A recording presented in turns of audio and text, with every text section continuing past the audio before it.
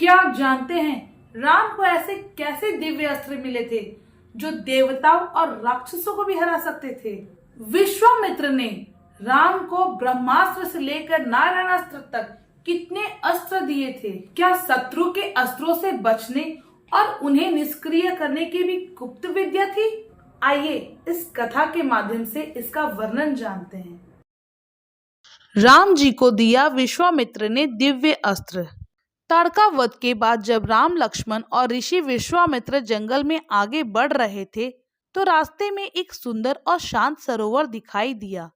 सरोवर के किनारे पर रुक कर ऋषि विश्वामित्र ने राम से कहा, हे राम, ताड़का जैसी भयानक राक्षसी का वध करके तुमने बहुत बड़ा काम किया है। तुमने मानवता की भलाई के लिए साहस दिखाया है। मैं तुम्हारे पराक्रम और चतुराई से बहुत प्रसन्न हूँ। इसलिए मैं तुम्हें कुछ दुर्लभ और शक्तिशाली दिव्य अस्त्र देता हूँ, जिनसे तुम किसी भी देवता, राक्षस, यक्ष या नाग को भी हरा सकते हो।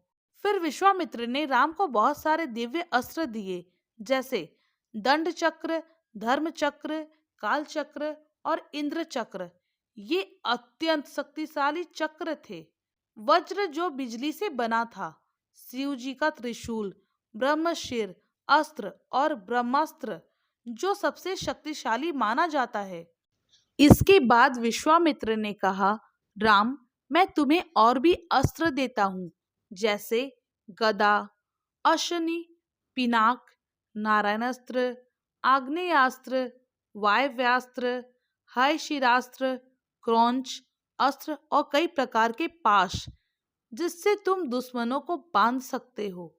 फिर उन्होंने कहा, कुछ अस्त्र असुरों के पास होते हैं, इसलिए मैं तुम्हें कंकाल, मुशल, कपाल और किंकनी जैसे अस्त्र भी देता हूँ। और कुछ ऐसे अस्त्र भी हैं जिनका प्रयोग गंधर्व और विद्याधर करते हैं, जैसे खड्ग, मोहन, सौम्य, वर्षण, मादनास्त्र, सोमनास्त्र आदि। विश्वामित्र बोले, ये सब अस्त्र दिखने में भी इतने तेजस्वी हैं कि दुश्मन डर से हार मान लेते हैं। तुम इन्हें धारण करो, ये तुम्हारी रक्षा करेंगे और तुम्हारी सभी इच्छाओं को पूरा करने में मदद करेंगे। राम ने ये सब अस्त्र बड़े आदर और श्रद्धा के साथ ग्रहण किए और कहा, गुरुदेव, आपकी कृपा से अब मुझे कोई भी नहीं हरा सकता, पर कृपया यह भी बताइए कि अगर शत्रु भी इन अस्त्रों का प्रयोग करे तो उनसे कैसे बचा जाए, और यदि मैं कोई अस्त्र चलाऊं और वह फिर से मेरे पास कैसे लौट आए। विश्वामित्र मुस्कुराए और बोले, वत्स राम, मैं तुम्हें ऐसे विशेष अस्त्र भी देता हूँ जो तुम्हें दुश्मन के अस्त्रों को बीच में ही काट सकते हो। उनके नाम हैं सत्यवान, सत्यकृति, प्रतिहार, पराणमुख, अवान्मुख, लक्ष्य और उपलक्ष्य। इसके साथ ही मैं तुम्हें यह विधियां भी सिखाऊंगा जिनसे चलाए गए अस्त्र वापस लौट आते हैं। राम ने बड़े ध्यान से सारी विधियां सीखी। थोड़ी दूर चलने के बाद वे एक सुंदर और शांत जगह पर पहुंचे। वहां चारों तरफ हरियाली थी, पेड़ पौधे लहरा रहे थे और पक्षी मधुर गीत गा रहे थे। उस जगह का दृश्य मन को बहुत अच्छा लग रहा था।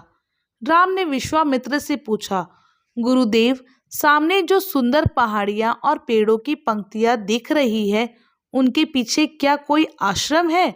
वहां की शांति और पक्षियों की आवाजें देखकर ऐसा लग रहा है जैसे कोई तपोभूमि है। क्या यह मेरी कल्पना है या सच में वहां कुछ है? इस पर विश्वामित्र मुस्कुरा दिए। आगे की कथा यहीं से शुरू होती है और आगे की कथा सुनने के लिए आप चैनल पर बने रहे।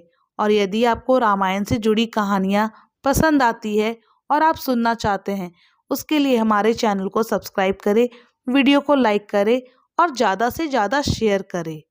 रोशनी ग्लोब।